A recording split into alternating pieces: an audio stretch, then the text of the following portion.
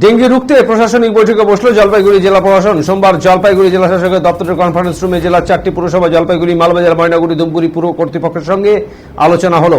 জেলা স্বাস্থ্য দপ্তর ডেঙ্গি ও ম্যালেরিয়া রুখতে একাধিক উদ্যোগ গ্রহণ করেছে বলে দাবি। জলপাইগুড়িতে মশাবাহিত বিভিন্ন রোগের সংক্রমণ লক্ষ্য করা যায়। এবছর জেলায় এখনো পর্যন্ত 7 জন ডেঙ্গিতে আক্রান্ত হয়েছেন। 4 জন রয়েছেন শিলিগুড়ি কর্পোরেশন এলাকায়, বাকি 3 জন হলেন জলপাইগুড়ি, ময়নাগুড়ি এবং ধূপগুড়ি পুর এলাকার। জলপাইগুড়ি পুরসভার পুরপ্রধান পাপিয়া পাল বলেন, ডেঙ্গি রুখতে একাধিক ব্যবস্থা নেওয়া হয়েছে, স্প্রে করা হচ্ছে, সচেতন করা হচ্ছে।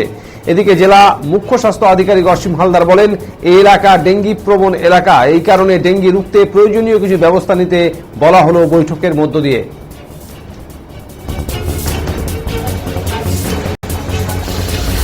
মিউনিসিপ্যালিটি এবং আমাদের যে কর্পোরেশন আছে তাদের নিয়ে মিটিং ছিলেন, বিশেষ করে হচ্ছে ভিভিডি ভেক্টর বর্ন ডিজিজ কন্ট্রোল প্রোগ্রামের উপরে। কারণ যেহেতু আমাদের এখন প্রি মনসুন সিজন, এরপরে মনসুন শুরু হবে এবং এটা মানে যেহেতু ডেঙ্গু প্রবণ এলাকা, সেই জন্যই আমাদের একটা যাতে আমরা কাজ করছি, এটা কন্টিনিউটি যাতে থাকে। ভারী হচ্ছে দেখো, এবছরে এফেক্টেড এ পর্যন্ত 7খানা কেস আছে, তার মধ্যে কর্পোরেশনে হচ্ছে 4টে, শিলিগুড়ি মানে মিউনিসিপ্যাল কর্পোরেশনে, আর 3টে মিউনিসিপ্যালিটিতে 3টে আছে। মাল এক্সেপ্ট মাল একটা করে সব জলপাইগুড়ি আর ধূপগুড়ি একটা।